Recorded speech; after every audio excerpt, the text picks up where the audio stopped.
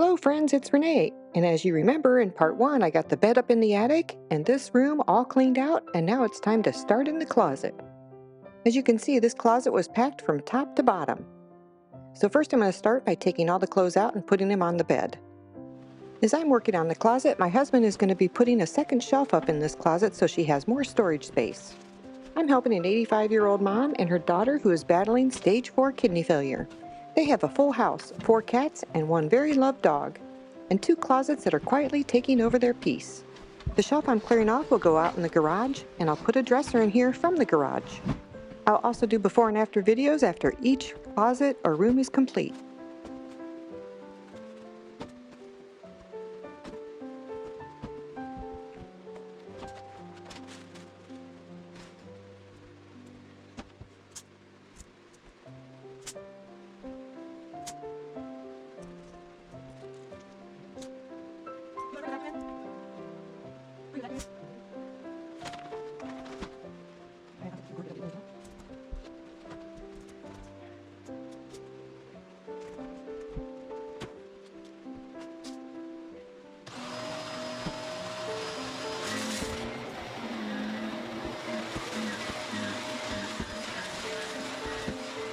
If you go back to the first video, which I'll leave a link above, there was a dresser in the garage that I moved into the closet. The daughter has different clothes from different seasons of life and different sizes. As I always remind people, clutter isn't laziness, it's what happens when life gets very heavy.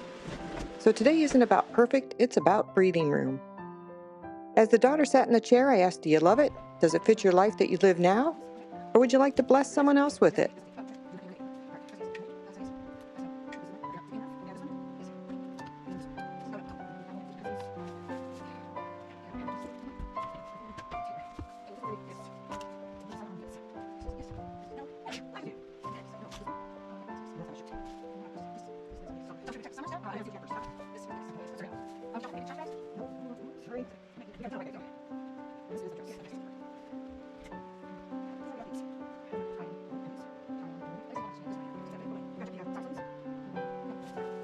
As she continued to go through it, it was keep, toss, or donate. The daughter was so relieved to have me there, and sometimes people don't need motivation, they need a calm person to stand beside them and walk through everything. If you're watching this and surrounded by clutter, I want you to borrow our plan. Start with one closet and not the whole house. Tell me in the comments below, would you start with your bedroom closet or a different space?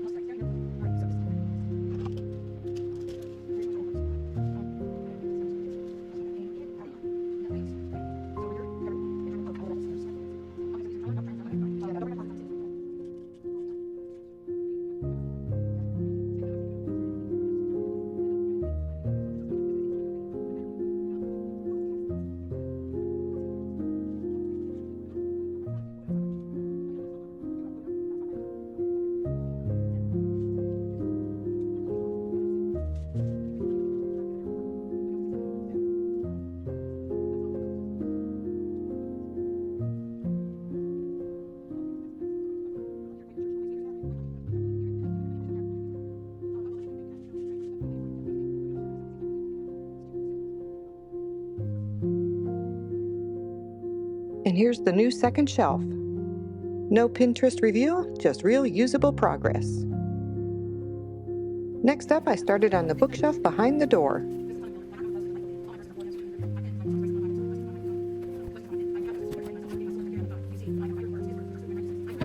I pulled all the books off, dusted the shelves, and then rearranged the books based on category.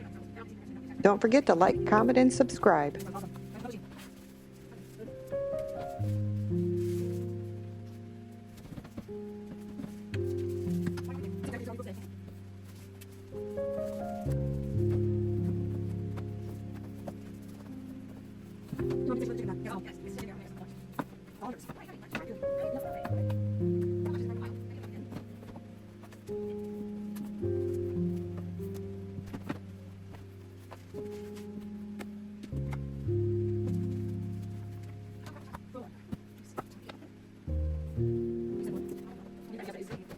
Every once in a while, the cats would come in and be tiny supervisors.